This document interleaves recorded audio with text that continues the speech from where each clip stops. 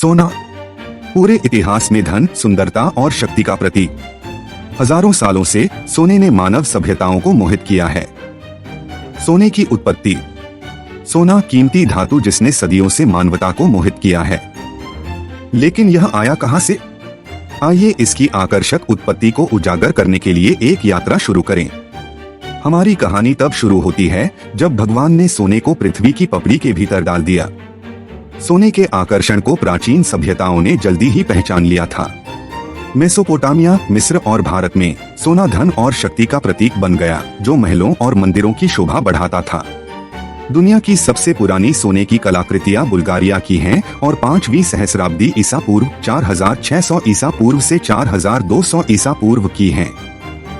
सोने की कलाकृतियां संभवत प्राचीन मिस्र में पहली बार पूर्व राजवंश काल की शुरुआत में 5वीं सहस्राब्दी ईसा पूर्व के अंत में और 4वीं सहस्राब्दी की शुरुआत में दिखाई दी और गलाने का काम 4वीं सहस्राब्दी के दौरान विकसित हुआ। 4वीं सहस्राब्दी की शुरुआत के दौरान निचले मेसोपोटामिया के पुरातत्व में सोने की कलाकृतियां दिखाई देती हैं।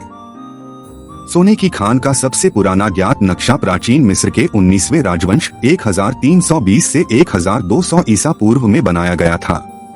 शुरुआती ज्ञात मानचित्रों में से एक, जिसे ट्यूरिन पैपिरस मानचित्र के रूप में जाना जाता है, स्थानीय भूविज्ञान के संकेत के साथ नूबिया में एक सोने की खान की योजना को दर्शाता है। उत्पत्ति 2:11 हविला में सोने के बछड़े की कहानी और मेनोरा और सुनहरी वेदी सहित मंदिर के कई हिस्सों से शुरू होने वाले पुराने नियम में सोने का अक्सर उल्लेख किया गया है। न्यू टेस्टामेंट में यह मैथ्यू के पहले अध्यायों में मैगी के उपहारों के साथ शामिल है। रोमन धातु विज्ञान में बड़े पैमाने पर सोना निकालने के लिए हाइड्रोलिक खनन विधियों को शुरू करने के लिए नए तरीकों का विकास किया गया था, विशेष रूप से 25 ईसा पूर्व से हिस्पैनिया में और 106 ईस्वी से दासिया में। उन्होंने ब्रिटेन में छोटे निक्षेपों का भी दोहन किया, जैसे कि डोलोकोथी में प्लेसर और हार्ड रॉक निक्षेप।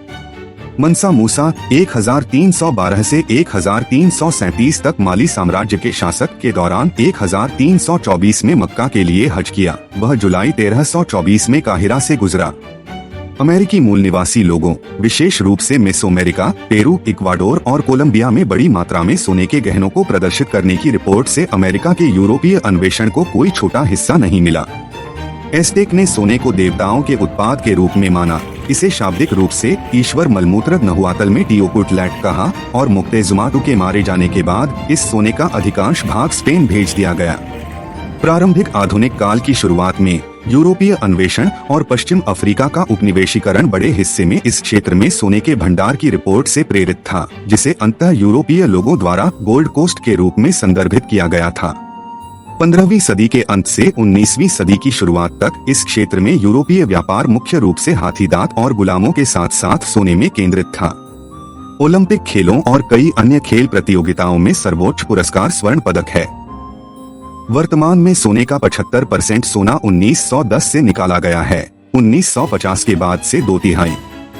लगभग 100 ईस्वी के एक प्राचीन तलमुदिक पाठ में रब्बी अकीबा की पत्नी राहेल को जेरूसलम ऑफ गोल्ड दीक्षा प्राप्त करने का वर्णन है। लगभग 370 ईसा पूर्व एक कब्र में सोने से बना एक ग्रीक दफन मुकुट मिला था। सोना पूरे इतिहास में धन, सुंदरता और शक्ति का प्रतीक। दुनिया की सबसे पुरानी सोने की कलाकृतियां बुल्गारिया से हैं और 5वीं सहस्राब्दी ईसा पूर्व 4600 ईसा पूर्व से 4200 ईसा पूर्व तक की हैं। सोने की खान का सबसे पुराना ज्ञात नक्शा प्राचीन मिस्र के 19वें राजवंश 1320 से 1200 ईसा पूर्व में बनाया गया था। 1800 के दशक के अंत और 1900 के प्रारंभ में संयुक्त राज्य अमेरिका में मुद्रा का एक उल्लेखनीय रूप परिचालित हुआ, गोल्ड स्क्रिप्ट या गोल्ड सर्टिफिकेट। सोने की लिपि से पहले बड़ी मात्रा में सोना ले जाना बोझिल और जोखिम भरा था, लेकिन 1863 में एक समाधान निकला। भौतिक सिक्कों की आवश्यकता के बिना बड़ी मात्रा में सोना ले जाने के लिए लोगों के लिए सोने की लिपि को एक सुविधाजनक तरीके के रूप में पेश किया गया था। यह एक प्रमाण पत्र था, कागज का एक टुकड़ा जिसे किसी भी बैंक में निर्दिष्ट मात्रा में सोने के बदले बदला जा सकता था। अमेरिकी सरकार के स्वर्ण भंडार द्वारा समर्थित स्वर्ण लिपि को मुद्रा का एक सुरक्षित और सुरक्षित रूप माना जाता था। कई लोगों ने इसे वास्तविक सोने के सिक्कों से अधिक पसंद किया क्योंकि यह सुविधा और उपयोग में आसानी प्रदान करता था। The gold script brought efficiency to commerce and streamlined transactions, making it a popular choice for everyday exchanges.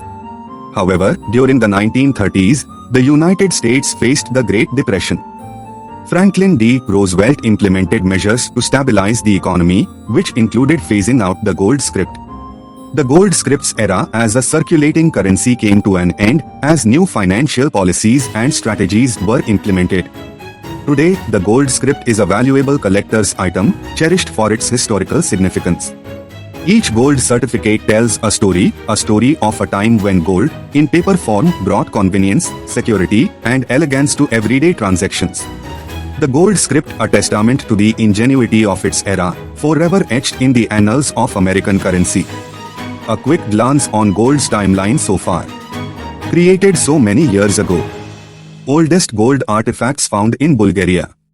4000 AD gold smelting invented in Egypt.